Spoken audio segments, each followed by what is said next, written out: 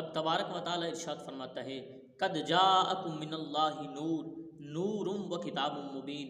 حضرات محترم ترجمہ کیا بنتا ہے؟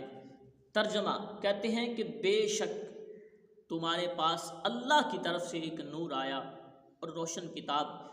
قد جاءکم، قد جا، بے شک تمہارے پاس تشریف لایا۔ اب کلمہ قد سے مدینے کے تاجدار علیہ الصلوۃ والسلام کی تشریف آوری کو مؤکد کیا تاکہ شک نہ رہے، تاکہ شک نہ رہے۔ دیکھ، تشریف لانا یہ بتاتا ہے کہ مدینے کے تاجدار پہلے تشریف فرما تھے، پھر بعد میں تشریف لائے۔ اب جو کم ضمیر ہے وہ مخاطب کی ہے کہ تمہارے ہر ایک کے پاس اب نورن۔ نورن کیا ہے؟ کہتے ہیں کہ نورن مصدر ہے، یعنی جائے صدور، نکلنے کی جگہ۔ اب نورن پر جو تنوین ہے، فرماتے ہیں کہ التنوین للتعظیم، جو تنوین ہے وہ تعظیم کے لیے آتی ہے۔ تو پتہ چل گیا کہ مدینے کے تاجدار علیہ الصلوۃ والسلام تمام نوروں کا منبع اور ساری خدائی کے سلطان ہیں۔